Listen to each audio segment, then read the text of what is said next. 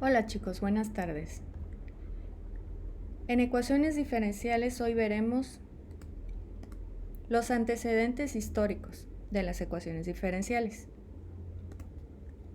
No es digno de un hombre notable perder su tiempo en un trabajo de esclavos, el cálculo que podría confiarse a cualquiera con ayuda de una máquina. Leibniz.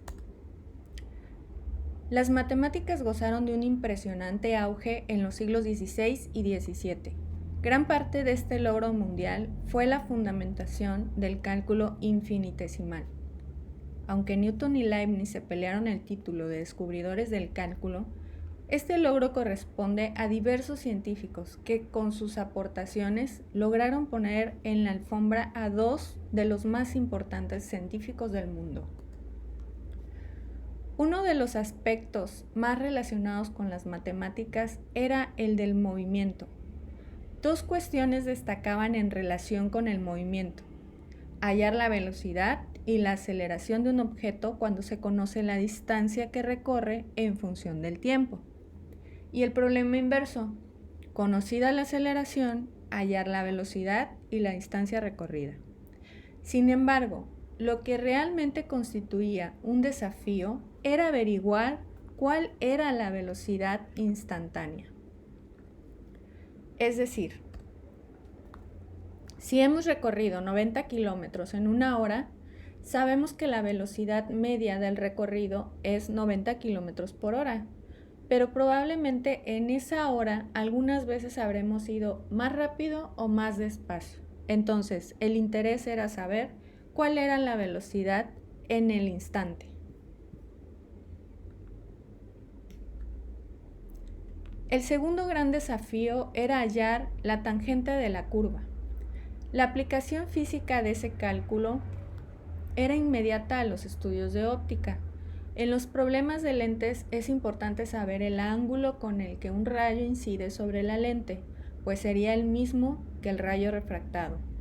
Para los griegos, la tangente a una curva era aquella recta que tenía un único punto común con la curva y quedaba de un mismo lado. Los griegos creían que las curvas podían ser planas, cónicas o lineales. Abrieron la posibilidad a la cicloide, con la que se referían a una curva mecánica, lo que conocemos también como una espiral. Leibniz renombró a las curvas llamando algebraicas a las geométricas y trascendentes a las mecánicas.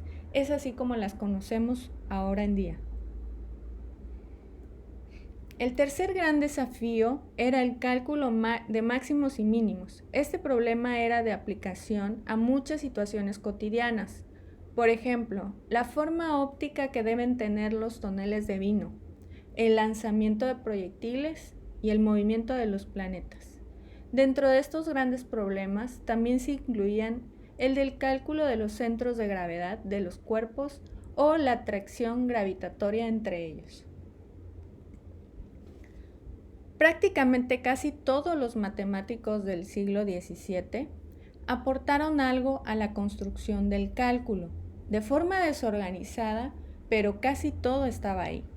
Fermat utilizó el mismo método para obtener tangentes y valores extremos, máximos y mínimos, es decir, la derivada. Torricelli comprobó que en casos particulares los problemas de movimiento, es decir, el cambio relativo, era el inverso del problema de cuadraturas. ¿Cómo a qué le suena eso? Gregory demostró que los problemas de la tangente y el área eran recíprocos, igual que Barrow. Hacía falta que llegara alguien con mejor vista para darse cuenta de las relaciones claras que había entre los problemas que se planteaban. Tanto Newton como Leibniz dieron el salto cualitativo en la creación del cálculo con dos aspectos fundamentales. En primer lugar, dieron con un método que era general, que podía aplicarse a cualquier tipo de problema. En segundo lugar, pusieron de manifiesto que los problemas de tangentes y de cuadraturas eran inversos, por lo que para resolver uno de ellos bastaba invertir el método para hallar el otro. Ese resultado es lo que se conoce como teorema fundamental del cálculo.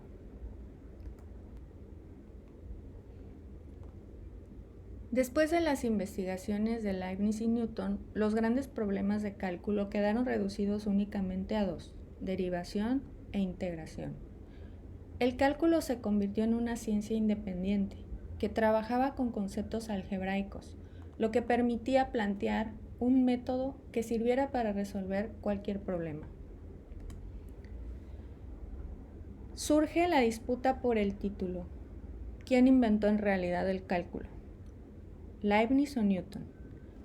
En 1665, en Londres muere una quinta parte de su población debido a la llegada de la peste bubónica. ¿Se dan cuenta de esto? La llegada de la peste bubónica era una pandemia como la que vivimos hoy en día. La Universidad de Cambridge se ve obligada a cerrar. Newton regresa a casa a pasar el aislamiento. En esta etapa es en la que se le atribuye el desarrollo de los descubrimientos más importantes de física y matemáticas. Newton descubrió el problema de calcular la recta tangente a una curva, surgiendo así la derivada, que al inicio se llamaba fluxión. Es la tasa de cambio que indica cómo crecen y decrecen las magnitudes, velocidad, aceleración, tiempo, etc. Y la integral para calcular grandes áreas y volúmenes. Concluye así con el teorema fundamental del cálculo infinitesimal. Newton no publicó ninguna de sus teorías. Contaba con 23 años en este momento de su vida, cuando estaba realizando descubrimientos muy importantes sobre la teoría de colores en óptica, sobre dinámica, sobre la ley de la gravitacional. La caída de una manzana se dice que no es algo que surgió de manera imprevista. En realidad, Newton era obsesivo y no habría dejado un descubrimiento o una teoría de la ley de la gravitación universal a una coincidencia. En realidad, tardó muchos años estudiándola.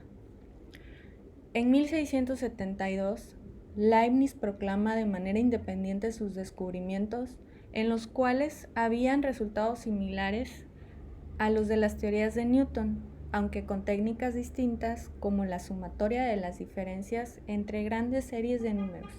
Leibniz es acusado de plagio. Esta disputa trae como consecuencia que todas las sociedades científicas se involucren para decidir a quién correspondía el descubrimiento, lo que provoca un gran interés por parte de las sociedades, logrando establecer así las bases del análisis matemático, resultando las más activas y sólidas bases del mundo tecnológico. Y entonces, ¿ustedes qué creen? ¿Quién creen que haya descubierto el cálculo?